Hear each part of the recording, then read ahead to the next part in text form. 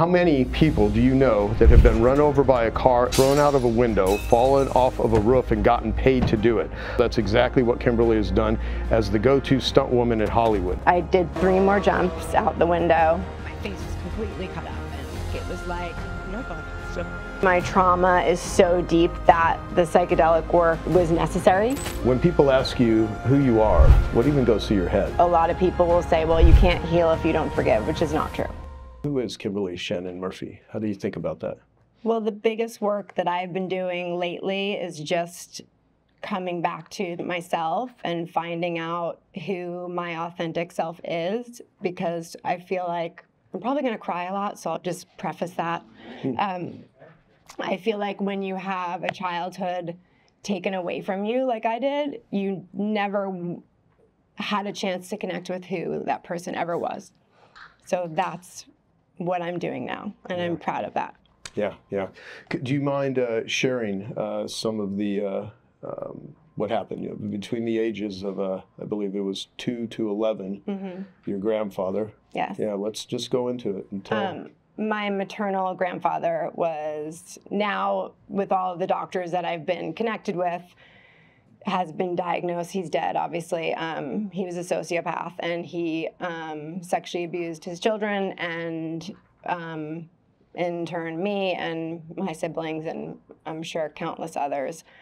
And it was something that happened my entire childhood until he died when I was 11, and kind of everybody knew it, and nobody did anything about it. Yeah. And he, I mean, you write a lot about this in the book. So he gave you herpes when you were 8, and you went to a doctor, and how did they respond to that? My mother was obviously severely traumatized because it had happened to her whole life. And then my grandfather was this person that they sort of put on a pedestal. And so everybody, I was being told, your grandfather's so patient and amazing and this incredible human, and this, my reality was what was happening to me, which was actually everybody else's reality too, but they were just so traumatized and groomed by him that it was just sort of swept under the rug.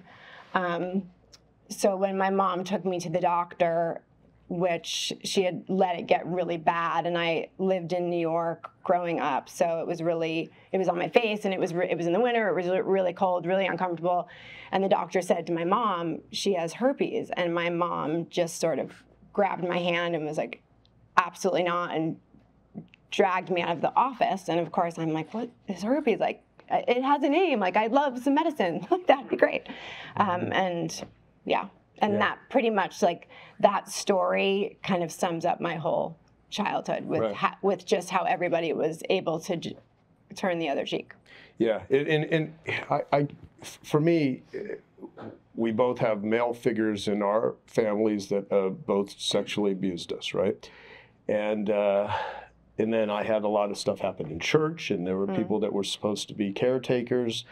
And the level of gaslighting and manipulation under the guise of being a caretaker or under God, I mean, it becomes very confusing for a child to try to make sense in the world, and then to go throughout their lives trying to figure out who to trust. And I mean, I'm speaking for myself, of course, second guessing everything, trying to find, real connection, feeling constant, fear.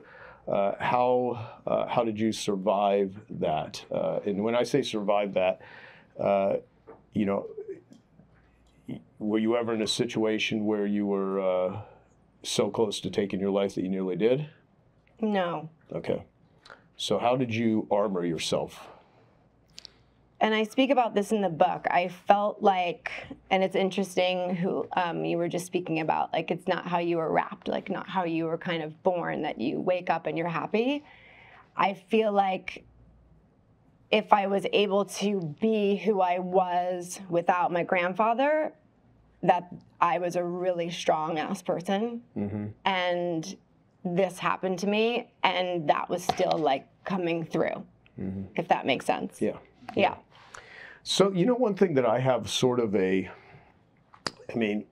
we both, in our own ways, have done a lot of work. Yeah. We've gone to a lot of therapy, Yeah. done a lot of work, really done different stuff. And I look at some of the world leaders, many that the world admires and are put up on a pedestal and are celebrated and given awards. And these are people that have just done despicable things, or they're gaslighting not just people close to them, but the whole fucking world. Yeah. And some people call them out on it, but the power and the following that they have and the people that make money from them, they know it, they see it, they profit from the crime, but they don't get punished. And it becomes very difficult sometimes to stomach and make sense of a world when you're trying your best to walk through the world not harming others, and you see people go to the highest levels of status and wealth that are just, you know, they're rapists. Yeah.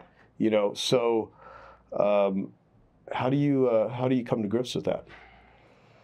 Boy, a lot of therapy. Yeah. And also, I think, well, a big part of my journey has been psychedelic work, and that started 2 years ago when I met Gabor.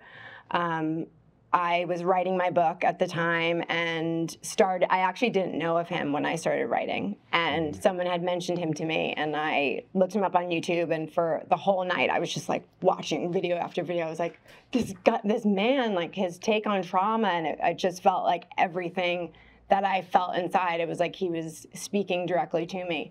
So I'm like, I'm gonna find him. That's like one of my strengths, is I get shit done. Right, yeah. No, you definitely do. No, it's true.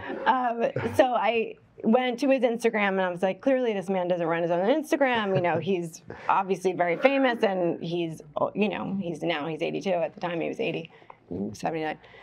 So I found out who his son was, and I sent his son a message on Instagram, and I was like, you know, this is who I am, and I'm writing a book, and I, you know, feel really connected to your father's work, which I'm sure, you know, they get millions of messages. But he wrote me back, and he said, I'm seeing my dad tonight. Let me ask him. He was writing The Myth of Normal at the time. He said, he's writing a book right now, but I'll see. And I was on a Zoom with him that night. Wow, that's pretty cool. Yeah. Yeah, and Gabor, I've brought Gabor to Genius Network twice to the annual events and stuff, and he's he's definitely an insightful person. He's actually helped me also with understanding. Like I have a lot of anger and a lot of rage, and I think in the rage, I do try to keep on the level of anger, because when it gets into the point where you're blowing up, then that's dangerous. And with Gabor, I've learned a lot about addiction and different ways to frame it in pain, and I try to think of, we mentioned it earlier before we were having this conversation, Dr. Don Wood, who's sitting here in the room, who said if you understood the atmospheric conditions of somebody's life, it would make sense why they do what it is they do. So you're a stunt woman, right? And so this one question I have, you've spoken about the adrenaline rush of stunt work as a way to momentarily escape the pain of your childhood trauma. How has the rush affected your mental health, and how have you learned to balance the thrill of your job with the need for emotional healing? That's a loaded question. Yeah. Well, when I got into the business, I was 25 or 26, and I definitely was not doing the work on myself at all. I was still really toxically enmeshed in my family of origin, and we were all healing by writing this really graphic book together, and it was not healing nor helpful. And so when I got into the business, it was initially just kind of a financial awe for me, because I was struggling so much financially. I was a dancer without Vanelli, and I was, an acrobat performing all over the world, but I wasn't making any money. So when I got my first job, which was my super ex-girlfriend, doubling Uma, it was like this financial, it helped so much for me. And then a year later in 2007, and I write this in the prologue, I got really badly hurt on a film called I Am Legend, where I was doing a Was I doing a descender or I was doing my husband's? He's also been a stunt man for a long stunt time. man. Yeah. You guys met on set at a Tom Cruise movie. We did. I was doing, good. He was a double for Tom Cruise. Yeah, he double Tom Cruise, I double Cameron Diaz. Super cheesy story. That's how we met, yeah. Yeah, 9 day. Yeah, exactly. So I was doing a descender out a window, and the rig went bad, and I landed like flat on my face. And it was 20 feet probably. So it was into pads, but when you go out of glass, the glass breaks obviously in front of you. And so the glass was on the ground, and I hit my face on the ground. And so my face was completely cut up. And, and I speak about this in the book, my father, who just recently passed away, he was a Marine in Vietnam. He was a minesweeper. So I was raised with my grandfather, who was a sociopath, and my father, who was a really great person, but a really bad father. But I was raised with 3 other sisters with the mentality of like, we're Marines, like that's what we were told my whole life. Like we weren't allowed to cry, wasn't something that was accepted in my family, and it was just my dad's trauma bleeding out on us. And so when that happened at work, it was like, I'm not going to the hospital. Like I'm a fucking Marine, I'm staying, and the reset for the window was like an hour and a half, which is obviously it's a long time. So I stayed and the coordinator, everyone was like, you need to go to the hospital. I mean, I was literally like, I had like Band-Aids like all over my face. And I'm like, I'm not going to the hospital. And I stayed, I did 3 more jumps out the window. I went to the hospital like 7 hours later. So my cuts had like already started healing. Your face heals really quick. So when I had the stitches taken out, like, 2 weeks later, it was infected. And like, so I had to have like probably 3 surgeries after, just because like it had healed and there was dirt underneath. And so it would just kind of, so that was a really pivotal moment for me in my life, and realizing that I needed help, because and you didn't ask for it right away, which of course would make sense going back to your childhood. You didn't know how to ask for help, or there was no adult was with you, or at least taking care of you, and so yeah. Which is what the first thing that Gabor said to me, which is honestly what changed my life. In so many ways, he said to me, I'm just going to tell you that, your primary trauma was not your sexual abuse. And he said, I'm not saying anything bad about your parents. He's like he's like, I'm not saying anything bad about your parents, but your primary trauma was that you were cut off from all adult support in your life, or the abuse would have never happened in the first place.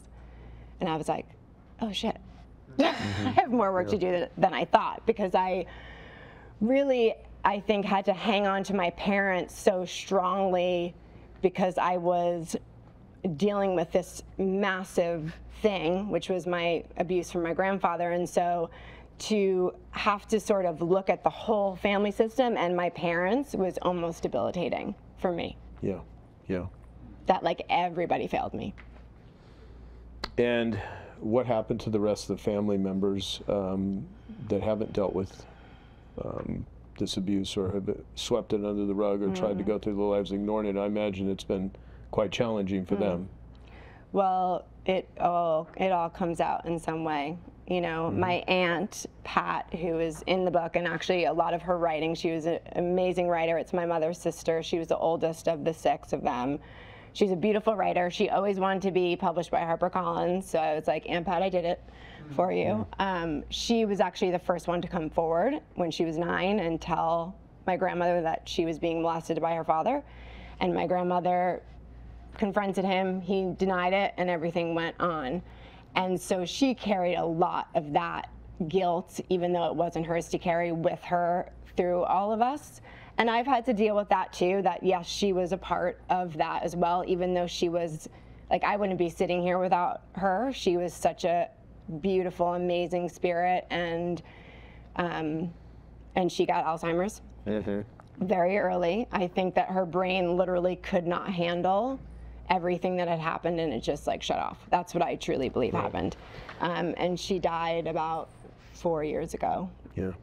Yeah. You know, and there's a lot, like my mother died of ovarian cancer when she was 41 years old, and she, Oh, wow. yeah, I was 4, and I don't know what happened to her, but I've also, you know, through a lot of the work I've done, there's a lot of women that become nuns. There's a lot of sexual abuse, and when a woman, I've read stats. I don't know exactly how they trace this statistically, but I've read things where if a woman is sexually abused, she has a 6 times greater chance of having cancer than someone who is not. And I don't know what happened to her, but there was some issue with the family. I was too young. No one ever explained it to me. But you know, she was never drank, never smoked. You know, a good human, and just something happened to her, and she died at 41 of ovarian cancer. And so, and I think that's like the suppression of it too, right? It's the not talking about it or getting it out or doing any work on it that causes the illness. And I do truly believe that. Like everything Gabor speaks to about trauma and illness and it manifesting in your body, I'm watching it play out in real time with every single one of my family members in its own way. Right, right. And I see that all the time. When, you know, the line, the issues are in the tissues. If someone does not deal with this stuff, it will work its way out. It deals with you. Yeah, exactly. So your grandfather, how was he viewed in the eyes of others that didn't know what was going on? Amazing. My father came from a really poor family, and he was, which is really interesting, not really interesting, but he was an architect, but actually now I've come to find out that he actually never was an architect. He worked under an architect, and when the guy died, he assumed his license. So he was basically living a lie in every aspect of his life. So, but he was successful and made money, and no one ever questioned him. And at his funeral, I remember, and I speak about this in the book too, it's like every one of my mother's siblings went up one by one to say something about him, and it was all just, my father is so patient. My one aunt was like, my father was like Jesus Christ. Like that's literally what she said. I mean, it's crazy. And that aunt now is in her 70s, and she is, I mean, it's devastating. She's like the biggest alcoholic. She never could keep a job. I mean, it destroyed her. It destroyed her. Yeah. Do you, what happened to him? Do you have any idea what you think might, to use the term atmospheric conditions, what do you think caused him? Where did this come from, if you have any thoughts on that? Well, I do. I think he was abused. Like they would always say, like when a certain uncle came over, that he always like hid under the sink, you know, but the other half of me also doesn't give a shit what happened to him. Yeah, yeah. That's like that, you know, those angry moments where I'm like, with everything that happened to me, and what I've done with it, it's hard for me to even care. Yeah, yeah. Well, let's talk about that, because that could sound, you know, different interpretations that people have to that. So when Ramani did an interview with you, she asked you, you know, how did you feel when he died? And I'll ask you the same thing and have you explain that. Yeah, I felt relief. Yeah, like immense relief. And it was a lot of confusion because nobody else seemed to be relieved. Right. Everyone else was really sad and devastated, and so it was really a confusing time for me. Yeah. Well, I think death, especially, you know, how, and again, only speaking from my exposure, everyone has a different interpretation in how they're raised and how they view things. I think in this country, in many parts of the world, we avoid death. We don't talk about it. Many people, unless they're in the medical industry, can go their whole lives with never even seeing a person who has died, unless they go to an open casket funeral or something. And there's weird thoughts about death. And when my father was dying, I was his caretaker for the last year of his life, and he had lung cancer, and he had his own addictions to alcohol, and he had, you know, injured himself when he was in the Army, and he was on a lot of pain meds. And when he would go to the Veterans Administration, they would just dish out pills. And it was very difficult because he was suffering. And when he died, you know, on one hand, you know, you don't want someone to die, but I felt in Dan Sullivan, I was having a conversation with Dan Sullivan about when his father died. He said, you know, you can feel liberated. And that word liberated just helped me because I didn't want him, you know, to die, but I didn't want him to suffer. And I had a very difficult relationship with my father, because he was really hurt. When my mother died, he was broken. He never recovered from it. And so we had a really crazy childhood, and he didn't know how to be attentive to me. And I also, you know, had a lot of resentment, but over the years I have a lot of compassion, because I mean, the poor guy, you know, if I could just give him a hug, you know, going back at the age I am now, and just knowing the difficulty. But with people that really hurt you and abused you, you know, you're so close to it. It's fucking hard. It's hard. You know? I think there's different tiers of it too. Yeah. And I think experiencing my father just dying as well, and my father was physically and emotionally abusive towards me. And I actually had a psychedelic experience where he came, and it was really interesting, because I was going to do this retreat with Dr. Schwartz, who is a big, he wrote a book called No Bad Parts, and he's IFS, Internal Family Systems. He's a brilliant man. He also endorsed my book, and he's become a really good friend. And I went and did a ketamine retreat, and it was like 3 weeks after my dad died. And I had planned this retreat for like a year. So it was so interesting, the timing that it happened. Yeah. And because of the book, and because of choices I've made now as a mother, and just as trying to be a different person in the world, I'm estranged from my family. And so when my father was in hospice, and when my father died, no one told me. So nobody called me, not even my mother. And just shows you in the situations like that how deep the trauma is. Right. Because it's just not human. Like, I don't care what has happened, it's just not human. And one of my sister's husbands called my husband to tell him that my dad was dead, but I wasn't invited to the funeral or anything. Wow. But then I went on this ketamine retreat, and it was instant when I got the medicine. It was like my dad was just there. And I was sitting with Dr. Schwartz, and I said, my dad is just telling me he's sorry. Like, he's just saying he's sorry. And he said, can you tell Dr. Schwartz that thank you for giving her what I never could give her? Wow. Wow. So it was better than any funeral for me. Yeah.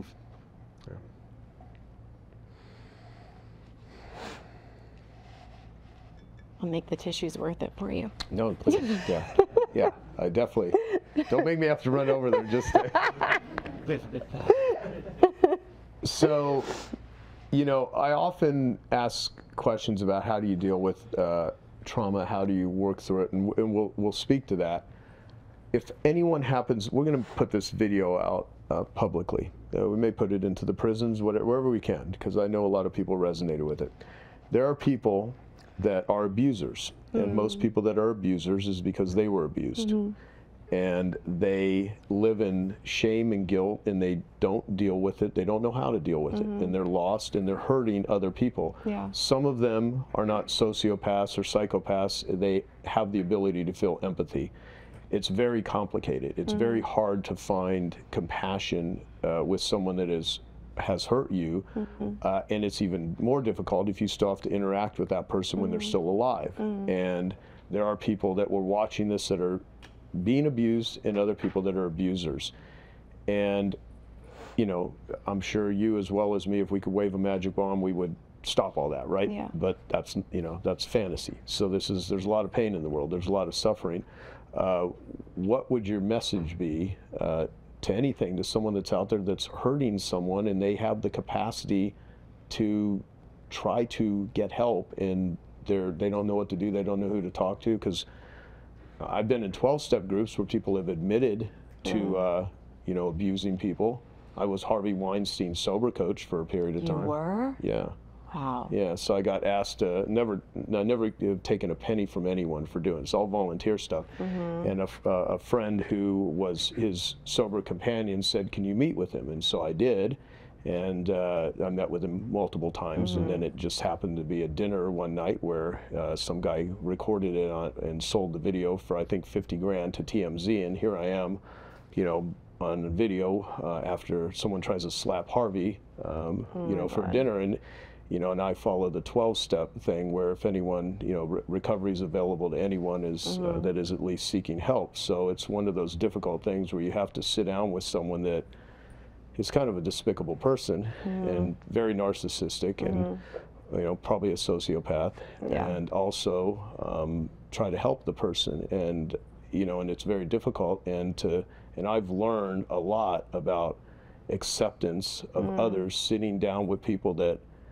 if I could take the recovery part out of it, I would want nothing to do with these people. But you're sitting there going, okay, is this person trying to better their life? Or they, you know, and it's a very complex sort of a situation. And, you know, I can do this with people that didn't abuse me, but if they abused me, it's way harder to sit with someone that's hurting you. Yes. And I mean, I've had to go through medicine journeys with people that are stealing from me, betraying me, and, you know, and it really has helped let resentments go. I mean, I think we're in the same belief, Romney, like people like, just forgive, just forgive. Some people, I don't think you can forgive them. There are some things that are not forgivable. Yeah, And there's also the forgiving, you know, the whole saying like forgiveness is for you. I don't understand that. Yeah. For me personally, I think forgiveness is fine and good for certain situations. But I also think, especially in my family, there was a lot of I'm sorry's thrown around with no change behavior, which is not a sorry at all. If someone's going to say sorry, then they're making a conscious effort to change their behavior, whatever that is. And if that's not happening, then that's not an apology. That's just words, and there's no actions behind it. Yeah. So I don't really connect with that, but it's not that I don't believe in it. It's just that I believe in it for certain things. But as far as something like what my grandfather did, to me, it's unforgivable. And you know, a lot of people will say, well, you can't heal if you don't forgive, which is not true. Right. It's not true at all. So the term would be letting go, or at least accepting, coming, like Dr. Romney speaks about, coming into full acceptance that this is my story, this is my life, this is what happened to me, but I'm not at peace with it. I'm not at peace with that this is my story, but it is my story. I accept it. And what am I going to do with it now? How am I going to show up to my daughter in ways that no one ever showed up for me? Right. Well, tell us about your daughter. She's like this magical being from like another planet or something. I don't know. No, she really is. And I know everyone says it about their kids, but you know what though? I mean, isn't there? And again, I speak from ignorance though, but the magic of being able to, you know, you got to connect with some people do it with animals, some people do it with children, some people do it with work, some people do it with just being of service. But it is literally, there has to be an extension of your own being into others to really, I think, heal. Yes, absolutely. And I tell this story a lot because I think it's so, it speaks to so many things. When I started doing psychedelics, I had a lot of memory, a lot more memories than my memory started at 15, but when I started doing psychedelic work, my memories were just flooding in. And I never liked indoor house plants. I just like didn't like them. Matter of fact, I met my husband and I'm like, why do you have plants in your house? Like the dirt's supposed to stay outside. Like why are we bringing dirt into the house? It doesn't make any sense. So I have my daughter and she's like, I want plants all over my room. I'm like, of course you do. Like, why is this happening to me? And it's like that trigger, right? I had this trigger with her where I was like, absolutely not. You're not getting a plant in your room. And then I had to check myself and say, Kim, why are you having this? She wants a plant. Like, why are you, she's not asking for like, you know, knives, like, you know, like a knife board or whatever. So I was going into a psychedelic journey and I said to my doctor, I just want to kind of get curious about like where this is coming from. Like, why am I having this, like such a reaction to her asking for a plant? So I have this full memory in my psychedelic experience that my grandparents had this like huge cactus that I always remembered was in their house and my grandfather had pushed me into it. And I had like, you know, like when you get a cactus on your hand, but it was like my whole backside. And he was the one who saved the day all the time. So he was the one that I knew they were going to send me into a room with if I told them that I had gotten cactus in my body. So I just shut my mouth and I just dealt with the pain, because he knew and I knew that that's what was going to happen, and I was not going to be put in a room with him and a pair of tweezers. So once I was able to like get in connection to this memory and see that that's where it was coming from, I was literally, I think the day after I said, Capri, we're going to the plant store. And she's like, what, Mom? I'm like, oh yeah. And I probably spent like $1,000 on plants, and she's got like 40 plants in her room right now. But my whole point is that if I didn't get curious about where that was coming from, I'm now not allowing her to be her authentic self. And I'm taking my trauma, and even if it's not like my trauma, I'm taking a part of my trauma and I'm putting it on my child. And I'm not allowing her to just be this, like, she loves plants, she loves animals, she's just like this magical being, and I would have stifled that for her if I wasn't doing the work. Yeah. It was a pipe. So I guess I'll come back, because I was meandering quite a bit, which I do. With people that are out there that have not done the work, either they have been abused or they are abusers, what would you say to them? Where do they start? What do they do? I struggle with talking to people who are abusers, but I think everything comes back to our childhood. And everything originates there, and most of the people that are walking this planet are just injured, wounded children that have not dug deep into what happened to them as a kid to turn them into what they are today. And if we would all get curious about what that looks like and do the work, this world would be a completely different place. Absolutely. Hey, I hope you're enjoying this video, and I want to let you know that I have a new book that's come out, and if you'd like to get it absolutely free, there's a link below in the description, or you can wait till the end of this video, or you can simply go to joesfreebook.com and you can get a copy there. Yeah, absolutely. Well, I think I think a book like yours does more to help people than most self-help books. Thank you. Yeah, it is a really good book. It is really well, I mean, what did it take for you to write this book? Because it is, when you read it, if you've not read it, you will see it is, it's pretty deep. I'm really proud of it, because my goal was that I wrote it for survivors, and I wrote it for people who have people in their, everybody has someone in their life that has been through some sort of trauma, whether it's big T or little t trauma. And if you've been abused, it helps you, or if you know someone who's been abused. But I wrote it very specifically for it to not be triggering, and most people that read it say they pick it up and don't put it down, and like read it front to back, which is kind of what I'm really proud of. And it is something I always wanted to do with my story. I didn't want it to, and I've said this before, like, I didn't see what the pain was for if it didn't have purpose. And I feel that my purpose is to help people, and I truly feel that way. And I know my story is one that can help people, and so that's why I wrote it. Yeah. Well, after I first met you, I had all these books I needed to read and everything, and so I had your book, and then I listened to the whole thing on audio, and I put all these other books to the side because it is a gripping freaking book. And your actress friend who read it, what is her name? Caitlin Olsen. Caitlin, yeah. And it's so damn good. And like Richard Schwartz, he says, I absolutely love this book. I love how it will help childhood sex abuse survivors better understand themselves and feel seen.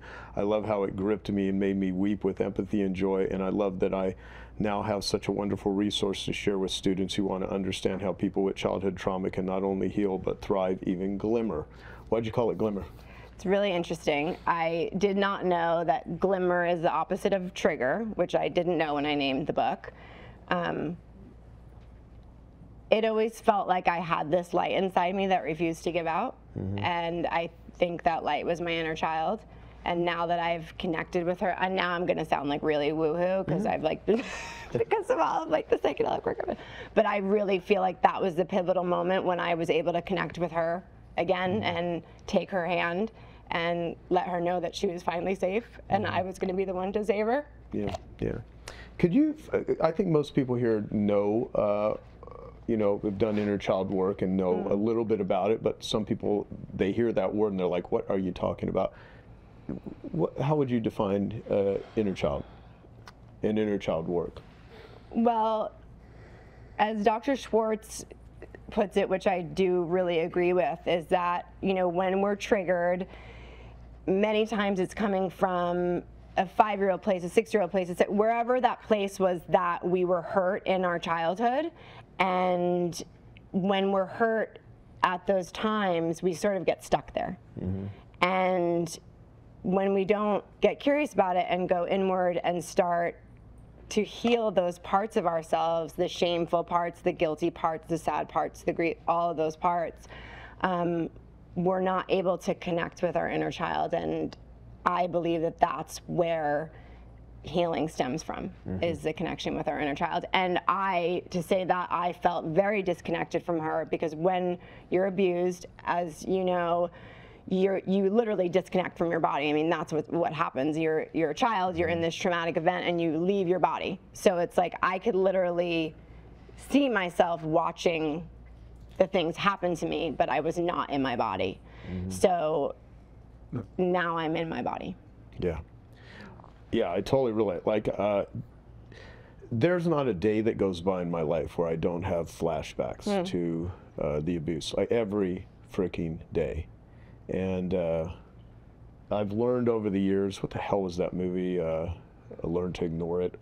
Russell Crowe, what was that movie? Beautiful Mind. Oh, yeah. You know, that scene where he's like, you know, I just learned to ignore it, you know. And that's some of the ways, you know, that I've probably dealt with it. And part of it is getting to, it's only in the last few years where the things I would drink, drugs, sex, I mean, everything to try to escape it, I could not embrace it. I could not find acceptance of it, even though I would hear the words. Even I'd sit in therapy, I'd sit in groups, and it's like,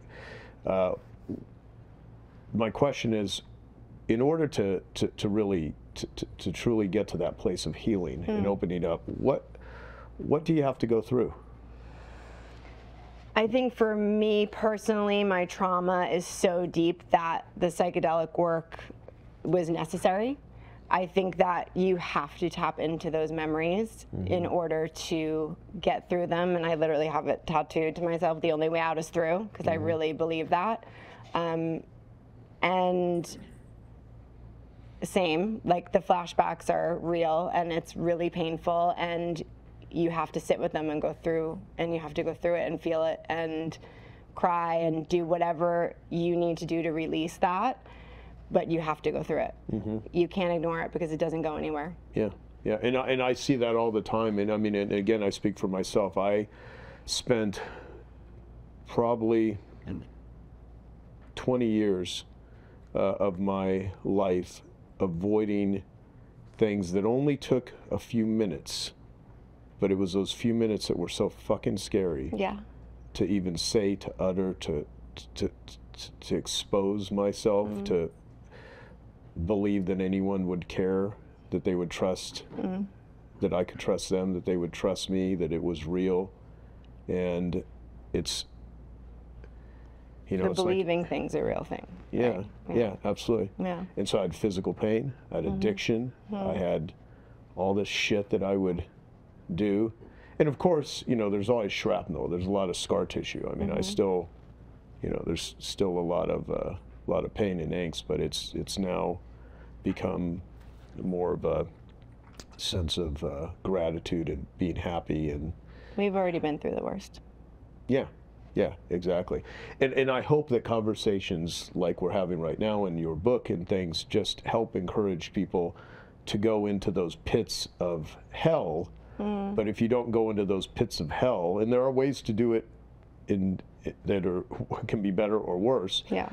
If you're not willing to go into those pits of hell, you don't ever get to the other side. You know, it's you know, I always like the Joseph Campbell quote. You know, the cave you fear to enter holds the treasure that you seek. And it may not be treasure; it may just simply be healing in your life. And it ain't going to be fireworks and celebrations and all that. Sometimes it's just it's a lifting of this dark cloud that all the different ways, you know, you try to go around and again, everything I'm saying, I'm just speaking from my own experience. I can't say that for any of you, that this is how it occurs to you, but how it occurred to me. I mean, most of my life, I had a dark cloud following me everywhere, and I was so busy to get somewhere, and as soon as I was there, I was in a hurry to get somewhere else. It never felt okay, and it wasn't. And then finally, you know, collectively, people are like, "What was the moment? What was the big epiphany? What was the aha?" And I was like, "It wasn't really that. It was just a lot of little things." And finally, I was like, "Huh."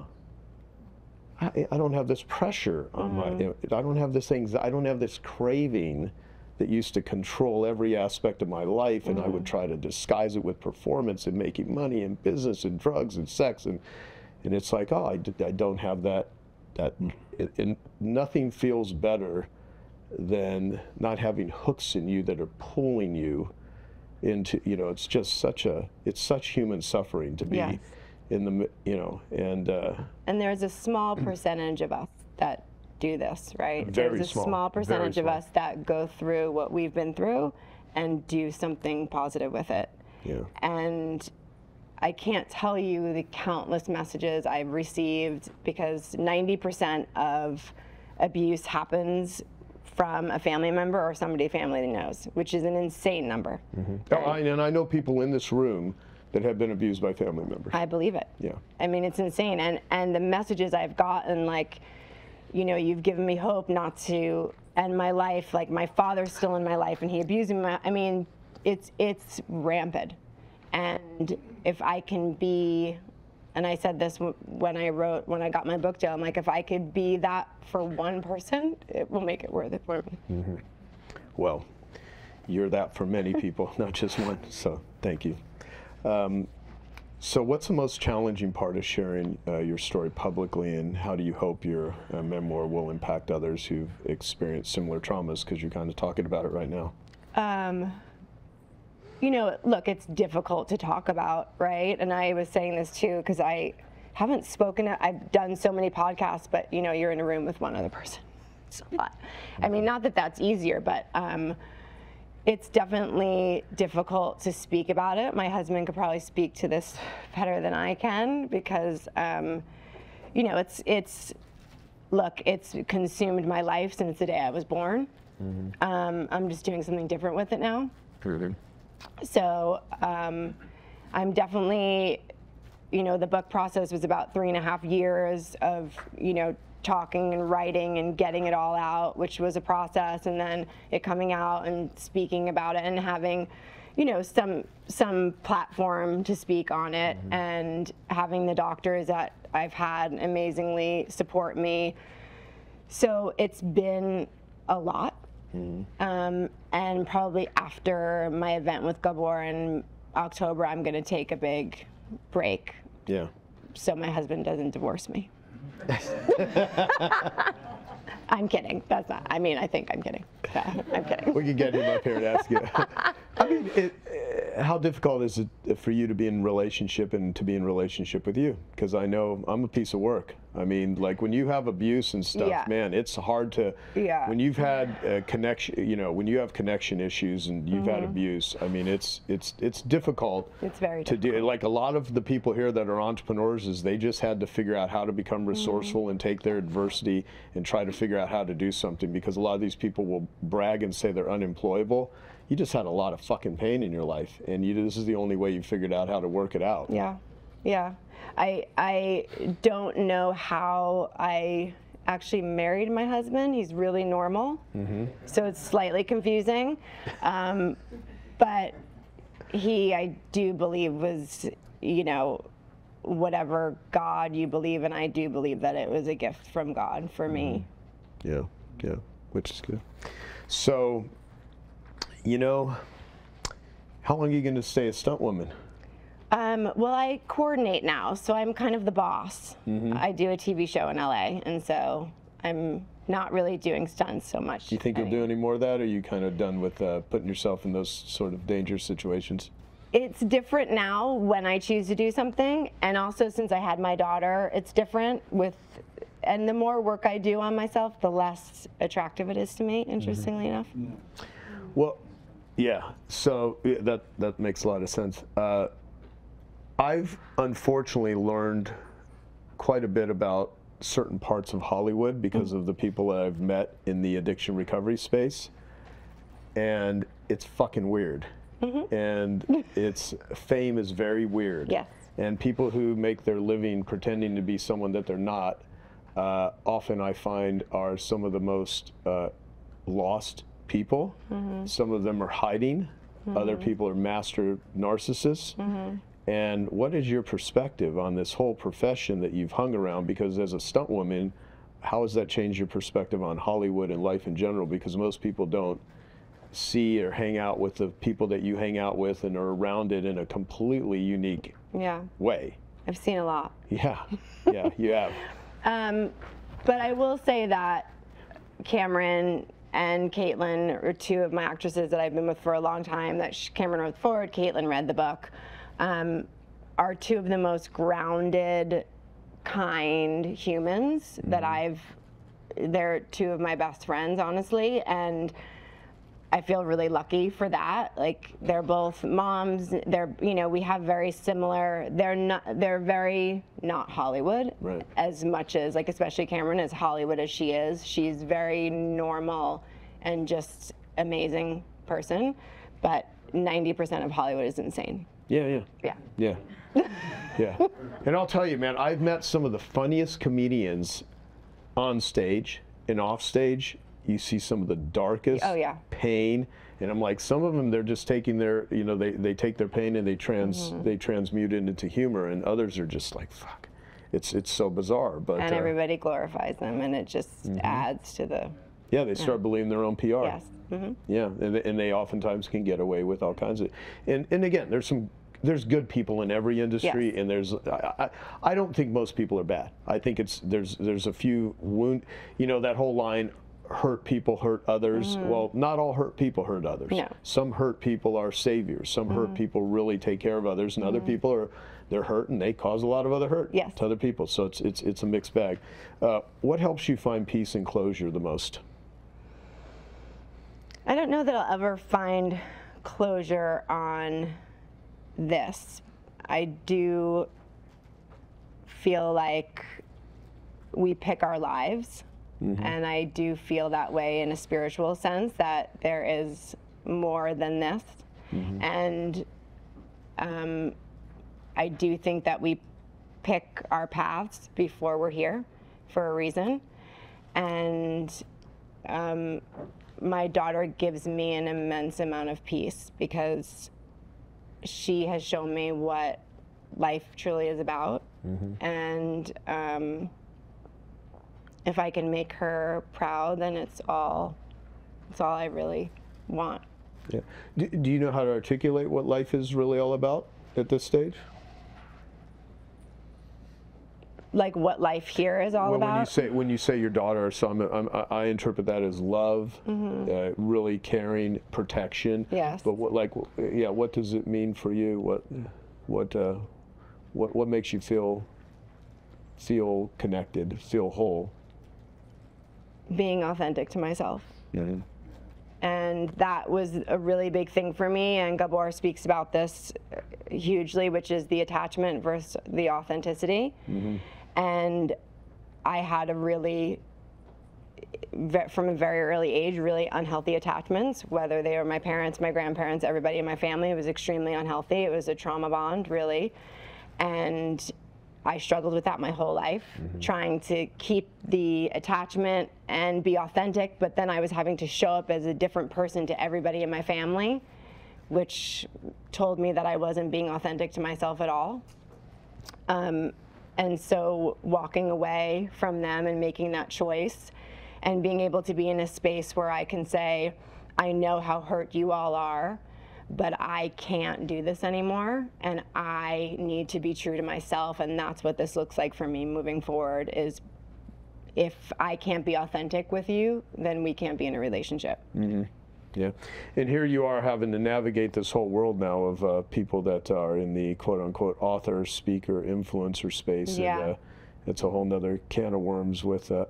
Yeah, Yeah, it's so interesting. Yeah, totally. Yeah. Well, so our friend Ramani Devasala, who's awesome, you know, I've got a great interview with her online that's, you know, helped so many people. She's so brilliant. Yeah, I'm bringing her to the annual event this year, so she's going to be coming to the annual event, and she's awesome. And then Gabor Mate, you're doing this event with Gabor. Yes. And you've never done anything like this before. No, and he's like, you want to do an event together? I'm like, huh?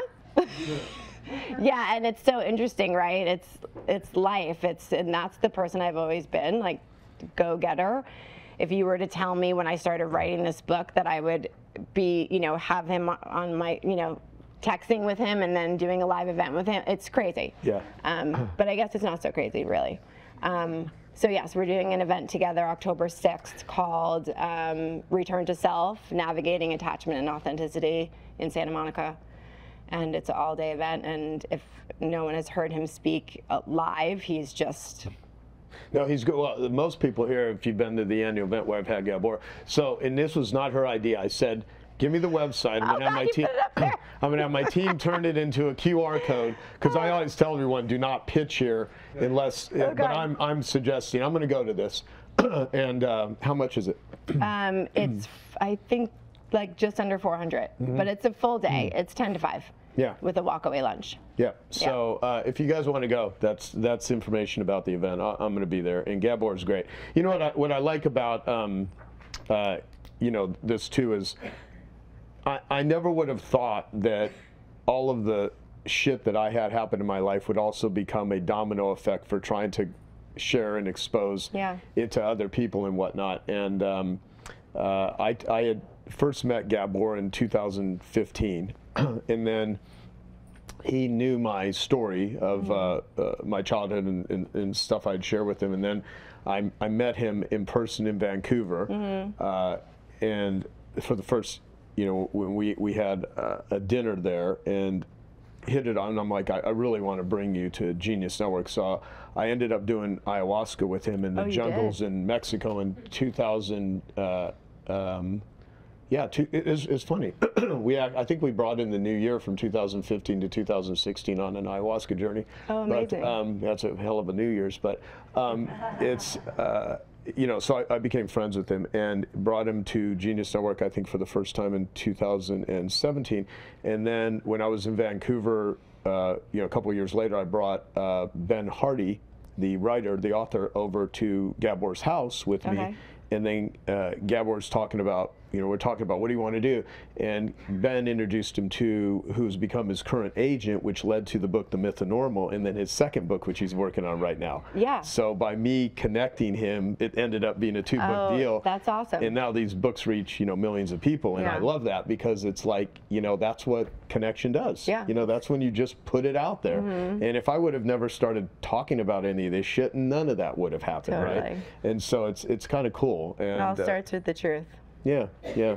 And it's so hard. I mean, God, I could talk about drug addiction, but when you start talking about sex addiction and things that have shame attached to it, it's like, it took me a long time to do it. But I'll tell you, my life gets better when I just, you know, you're sick as your secrets. Because you're not running from it anymore. Right, right. Yeah, trying to embrace it. So, I sort of asked you this, but I want to just get see if there's anything else on it. How do you think people break the cycle of abuse and silence that surrounds traumatic experiences? By not passing it on to your children or anybody else. That's great. Yeah, yeah. And that goes for anybody in your life. Yeah. Whether you're in business with them, romantic, whatever it is, just by not doing that. Yeah, yeah. So, that's great. So I think of this group, Genius Network, as a connection network. I think of what we're doing in Genius Recovery as connection. So what role does connection and community play in your life and in all of this? Incest is something that nobody talks about. When I was doing comps for my book, we couldn't find any. You know, when you're doing a proposal, you have to come to the publisher and say, these are other books that did really well on this topic. We couldn't find any that did really well on this topic. Yeah. And it's because it's so layered and so painful for people to talk about sexual abuse in general, but especially when it happens within a family. And I think that's part of why everybody is so disconnected that have been abused. And so I hope that starting the conversation will help other people start to talk about it themselves. And I think that's how we connect back to ourselves and we all start healing. Yeah, yeah. No, I really think, you know, like the first chapter of my book is, my latest one is, you know, be a pain detective. And I sit and think of, you know, pain as a messenger, like I was talking about this morning. And there's, I think one of the ways that I've been able to develop so many relationships with awesome people, and I never could. I was super shy, super introverted, scared to talk to people. I mean, I still have a lot of fear with that. You know, if I go to cocktail parties or, you know, events where I don't know people and stuff, I feel very anxious. I feel nervous, and people are like, you feel like no one would know, but it's like I feel that. And you know, the connection with humans is the solution to almost everything in my life at this stage. Yeah. And when I look for pain in somebody, not like, hey, where are you hurting and how can I manipulate that, but just really just looking at another human to know that this is someone's, you know, brother, father, mother, daughter, someone that's struggling, someone that's just trying to get through life, where they even if they're successful, you know, their life is a mixed bag. You know, you look at a James Bond movie. James Bond movies are fucking cool. You know, he's getting the girl, he's got the money, he's saving the world, he can operate any weapon, any vehicle. And real life is just his stunt guy. Yeah, exactly. Yeah, not just that. You're right. You're absolutely right. It goes to show you everything's fake. Everything's right? fake. You know, because my point is, real life is not. It's not that cool. Real life is mundane and boring, and there's pain and there's hurt. But it's like, you know, my friend Ken Wells, he wrote a book called Dare to Be Average, and he's like, that's where the real happiness is. It's in the average. It's not in this. You know, it's not in you know, grandiose, some Instagram post that's someone's life that looks better than yours, and so. I would almost feel it'd be incomplete if I didn't ask you about this, because I now see the term I've heard is woundology, where a lot of people are now telling their stories, but they're doing it in ways to just get to manipulate. And I love the fact that there's so much thought about trauma, because there's so many more people that need help that aren't getting help. There's very few that talk to it, and there are a few that they get caught up in the victimhood of it, right? And how does one heal and go through this without becoming identified as a broken, incapable victim that can't, you know, it's an excuse instead of it doesn't expand them and others, it contracts them. So how does one use their pain of telling the story and sharing and getting help and healing, but does it in a, I guess, authentic way to where you don't get trapped by this identity? Because I mean, there are some famous people that we all know that tell stories about how they've been in car accidents and stuff, and I know these people, and the stories are fucking made up. They're complete bullshit. And they might have had a fender bender, but all of a sudden, you know, it's like the fucking greatest tragedy of their lives, and they found God in the middle of it. So, my like, how does one do this? But like, because I'll tell you, I always try to caution people. Don't do a Facebook confessional. If you've never sat down with a group or a trusted person and disclosed your shame or your guilt or your pain or your abuse or whatever, you know, there are ways to do this that I think are healthier than others. There is no perfect way to do it, and I would be silly to say that I know the way. You know, the way is different for everyone, right? What I do want to do is more so caution people against these manipulative, narcissistic sharks that use pain as a way to, because predators know how to groom. Predators know how to manipulate. And so part of it is there are some people that tell their stories that they're not coming from a place of trying to help anyone. Well, I think that's because they're not in touch with themselves, and they're not being true to who they are, and they're not in their authentic space. And for that, you just have to have empathy for them. Because we can't control how other people choose to do things. We can only control how we react to it and what we do. And My husband taught me that. So I think when I do see those moments, I can now go to a place where it's just, wow, you must be really in a lot of pain and need this attention so badly. And I've actually been there. So yeah. Well, I will say, I have some recommendations for everyone here, and then I'll leave with any final words, anything I should have, is there anything I should have asked you that I didn't no, I ask think you? that would, yeah, no. Okay. Here's what I would say. We're going to give everyone a copy of Kimberly's book, Glimmer. If you're watching this online, either buy the book, read it, listen to the audio. It's unbelievable. Give it to someone that may need it. Once you read this book, I think you will find people in your lives that this book will be a path out of pain. It is such a good book. Thank you. You have really put something great into the world. I'm super happy to call you a friend, and the fact that you came down here and shared your story. If you want to go to the event with Gabor, come to it. It may not be the easiest thing you've ever attended at times, but it'll be very powerful healing. How do people follow you? Anything that you're doing, anything you want to share that if they want to learn more about you? I know you have a bit of a social media presence and whatnot. I'm only on Instagram. It's the only thing I can handle. I think I have a bunch of other accounts that I don't even have the passwords for, so if anyone knows them, just let me know. No, I only have Instagram, and it's Kimberly Shannon Murphy Stunts, like the longest handle anyone's ever Kimberly created. Shannon And Murphy Stunts. Literally, like the longest handle. Yeah. The fact that they even let me do that is, I think, ridiculous. Yeah. And what's next for you? I'm coordinating a TV show in LA, which has been a nice balance for me, because once the book came out and I was doing so many interviews, it obviously can get a lot. So that's been really great. And just I'm doing a few more podcasts that I know of in the next few weeks, and then my event with Gabor. And and then you're going to take some time. then I'm going to take some time. Wonderful. So, did you find this valuable? Yeah. Kimberly Shannon Murphy, thank you. You're awesome. Okay, I hope you found that video awesome and useful. So if you want to get a free copy of my book, I want you to click here. And if you want to watch some more videos that'll be useful and awesome, click here. Go ahead. You're over here. Do it now. Come on. Thank you. Watch them.